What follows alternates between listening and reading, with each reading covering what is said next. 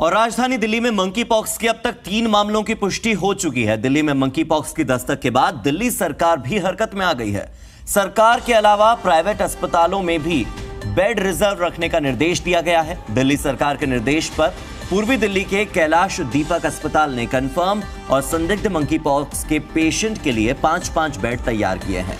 कैलाश दीपक अस्पताल की वरिष्ठ माइक्रोबायोलॉजिस्ट पूर्णिमा ने बताया है कि सरकार के निर्देश पर मंकी पॉक्स के मरीजों के लिए खास इंतजाम किए गए हैं। डॉक्टर पूर्णिमा ने कहा कि मंकी पॉक्स को लेकर पैनिक होने की जरूरत नहीं है। तो मरीजों के लिए अलग से वार्ड हैं, संदिग्धों के लिए अलग से 5 बेड लगाए गए हैं। और आपको बता दें कि मंकी पॉक्स के 3 मामले दिल्ली में हैं।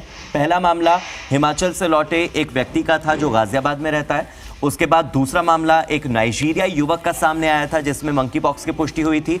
और तीसरा मामला एक नाइजीरियन महिला के अंदर मिला है और उसके अंदर भी मंकी पॉक्स की पुष्टि हुई है। सुनिए।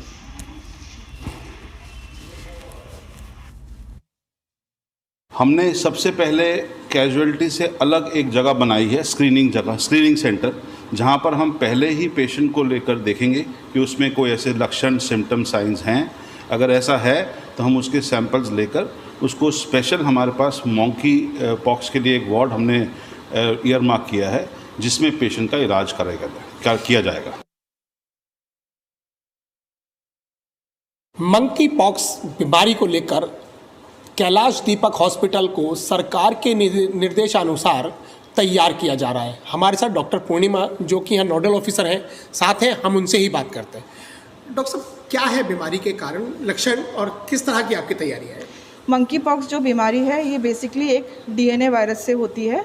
ये बीमारी जो है ये हमारा जो अभी रिसेंटली सुनने में आ रही है कि दिल्ली में इतने केसेस हो गए हैं, इसको लेके बहुत ज़्यादा घबराने की ज़रूरत नहीं है। ये वायरस की है, वायरस से होती है। तो इसका एक से दूसरे को ट्रांसमिशन कैसे हो सकता है वो मैं आपको बताती हूँ। तो बेसिकली क्या है, इसमें जो बीमारी में जो लक्षण आते हैं वो पहले जो भी हमारा मरीज़ होगा उसको बुखार होगा, स्किन पे छोटे छोटे दाने हो सकते हैं, गांठें हो सकती हैं। तो इसको एक से दूसरे में फैलने का हो सकता है कारण कि ये सांस के द्वारा जा सकता है या फिर जैसे जिस मरीज़ को जो इससे संक्रमित है उसके बहुत ज़्यादा पास खड़े होने से, क्लोज कांटेक्ट आने से, अगर पेशेंट ने मास्क नहीं लगाया तो उससे ये फैल सकता है। मैम, किस तरह से बचाव है इस पूरे मामले का, ये भी दर्शकों को बताएं कृपया। हाँ, इससे बचाव के लिए आपको हैंड हाइजीन जो हम कोरोना में सुनते आ रहे हैं वो आपको अच्छे से करनी है। हैंड हाइजीन आप साबुन पानी से कर सकते हैं या फिर अल्कोहल बेस्ड हैंड रब से भी कर सकते हैं हैंड हाइजीन।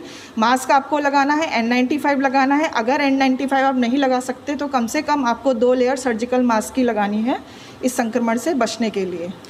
अगर आपको कभी कुछ ऐसे लक्षण, बुखार या फिर आपको शरीर में कुछ लीजन ऐसे होते हैं या फिर आपका कहीं पे गांठ महसूस होती है शरीर में, तो तुरंत अपने डॉक्टर से संपर्क करें।